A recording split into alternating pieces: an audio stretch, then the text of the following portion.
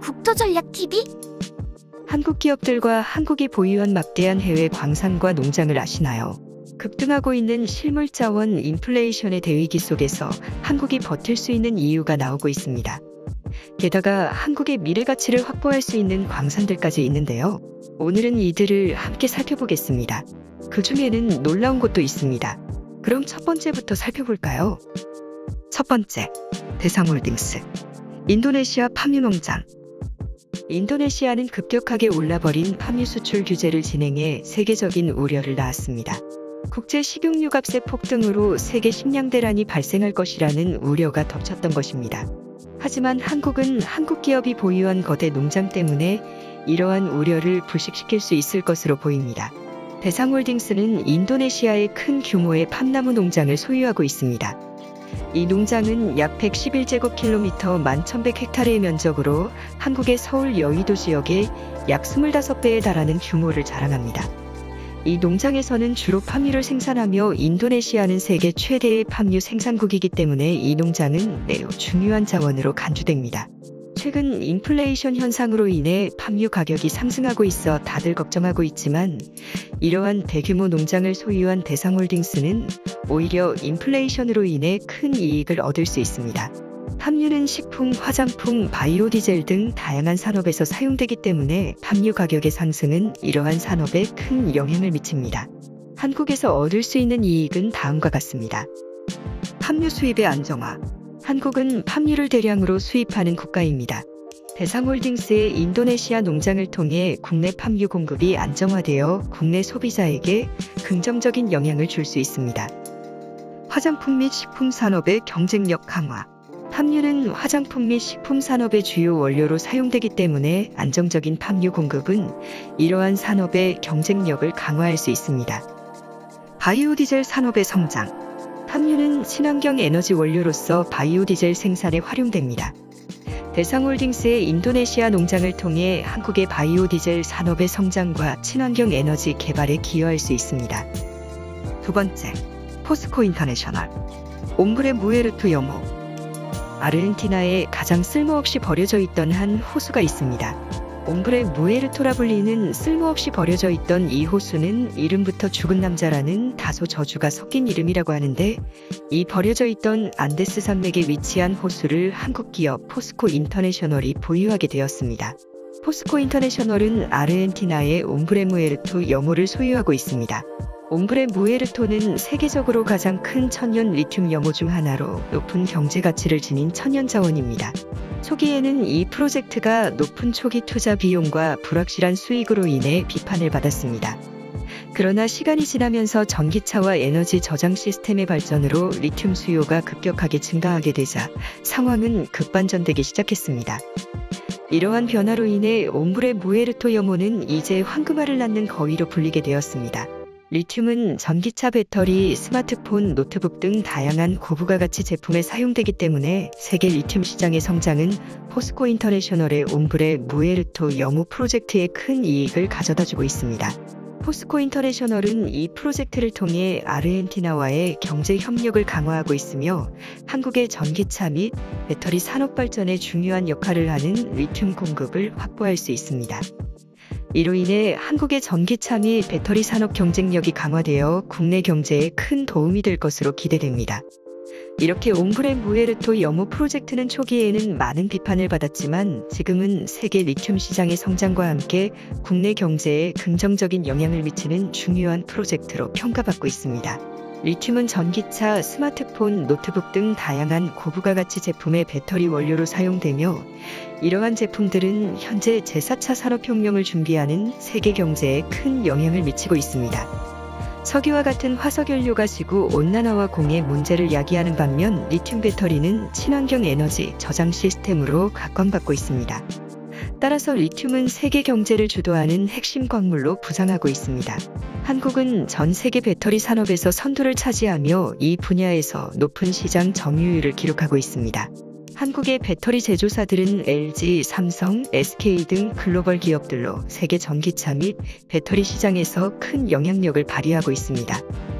이러한 측면에서 아르헨티나에 보유한 리튬 광산은 한국이 앞으로 세계 경제의 선도를 차지하게 할 수 있는 주요한 이유가 되고 있습니다. 세 번째, 삼성물산 인립한 법인 인도네시아 수마트라 섬. 삼성물산은 인도네시아의 경제를 현대화하는 1등 공신 기업입니다. 주요 화력발전소들을 삼성물산에서 수주를 맡아 인도네시아를 현대적인 국가로 탈바꿈시키고 있습니다. 그런데 놀랍게도 삼성물산은 인도네시아 수마트라 섬에 무려 24,000헥타르, 여의도 면적의 30배 크기의 파뮤 농장을 보유하고 있습니다. 삼성물산이 인도네시아에 보유한 파뮤 농장은 파뮤 생산을 통해 한국 경제에 긍정적인 영향을 미칠 수 있습니다. 최근 인플레이션 사태로 인해 전 세계적으로 물가 상승이 발생하고 있는데, 이러한 상황에서 파뮤와 같은 국내 생산이 어려운 원자재를 직접 수입하게 되면 물가 안정화에 도움이 됩니다. 그러나 삼성의 파뮤 농장은 국내외 환경단체들의 압박을 받고 있습니다. 환경 및 지속 가능한 발전과 관련하여 다양한 문제를 야기할 수 있다는 압박이 들어오고 있는 것입니다. 국내외 환경단체들은 인도네시아의 파뮤 농장이 열대우림 파괴, 기후변화, 생물 다양성 감소 등의 문제를 초래한다며 농장 개발 반대 운동을 주도하고 있습니다. 이러한 압박으로 인해 삼성물산은 지속 가능한 파뮤 생산을 위한 환경 및 사회적 책임을 강화하는 행보를 보이고 있습니다. 네 번째, 포스코. 호주 로이일 철광석 광산. 호주 서북부 필바라 지역에 위치한 로이일 광산은 호주 최대 규모의 철광석 광산 중 하나로 전 세계 철광석 시장에서 중요한 위치를 차지하고 있습니다. 한국 기업은 이 광산의 21.5%의 지분을 보유하고 있습니다. 이는 한국의 큰 국가적 이익과 국민 개개인들에게 긍정적인 영향을 미칠 수 있습니다. 국가적 이익 측면에서 보자면 포스코가 로이일 광산에서 얻은 철광석은 한국의 철강 산업의 필수적인 원료로서 많은 도움이 될 수 있습니다. 철강 산업은 한국 경제의 핵심 산업으로 건설, 자동차, 조선 등 다양한 산업 분야와 연관되어 있습니다. 이처럼 철강 산업의 원료 수급이 안정적일수록 한국 경제에 긍정적인 영향을 미칠 수 있습니다. 또한 물가 안정에 영향을 줍니다. 국민 개개인들에게 긍정적인 영향은 다양한 측면에서 나타납니다. 철광석 수입을 통해 국내 철강 산업이 활성화되면 고용 창출, 소득 증가, 물가 안정 등의 긍정적 효과가 기대됩니다. 최근 급격한 인플레이션으로 인해 물가 상승과 이에 따른 원자재 가격이 상승하고 있습니다. 이러한 상황에서 포스코가 로이일 광산에서 직접 철광석을 수입하게 되면 원자재 가격 상승에 따른 부담을 줄일 수 있습니다.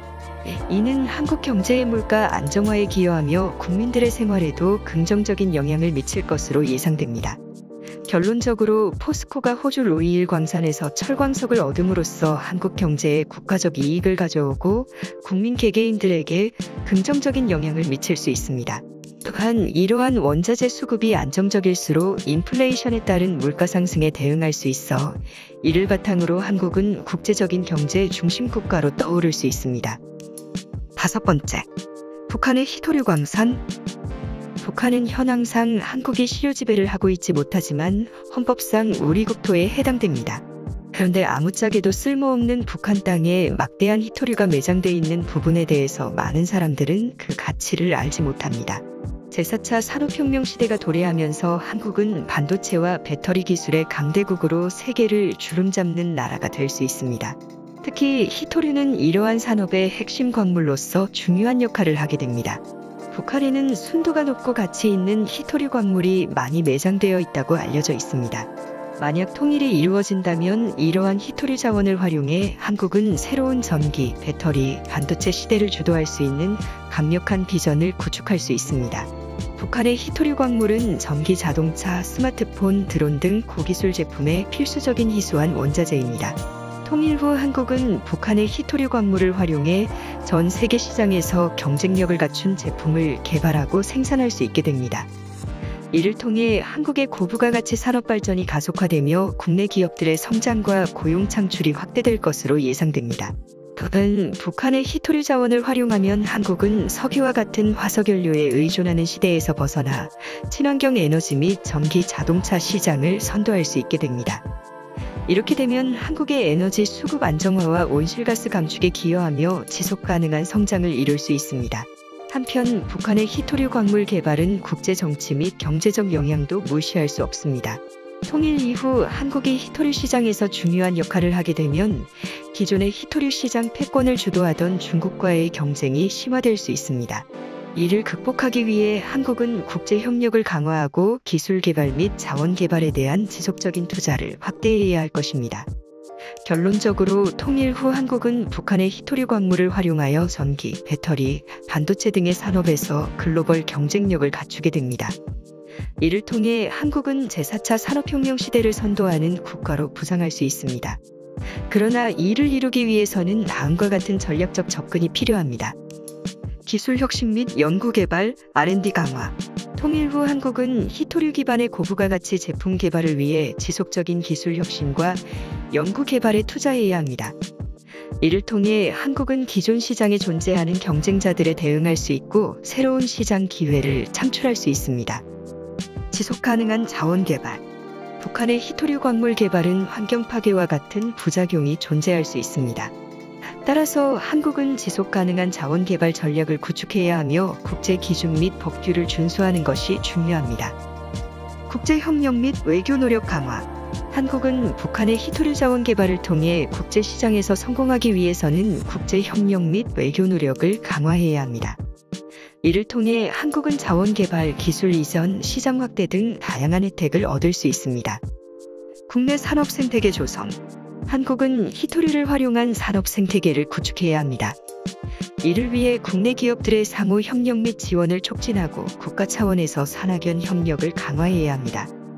이러한 전략적 접근을 통해 한국은 통일 후 북한의 히토류 자원을 활용하여 글로벌 경쟁력을 갖춘 나라로 발전할 수 있으며 제4차 산업혁명 시대를 주도하는 국가로 성장할 수 있을 것입니다. 지금까지 한국의 지역에서 한국이 보유한 해외 농지와 광산들을 알아보았습니다. 최근 급격하게 높아지고 있는 실물자산 폭등 현상 속에서 해외 국가들에 뒤처지지 않도록 국익을 잘 챙겨야 하지 않을까 싶으며 국토전략TV 오늘 영상은 이것으로 마치도록 하겠습니다.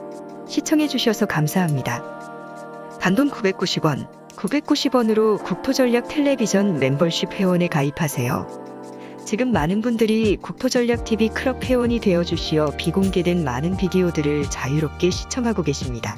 이외에도 전용 이모티콘 사용 등의 특전 등이 있으니 매월 990원으로 국토전략 텔레비전을 후원해주세요. 그럼 안녕히 계십시오.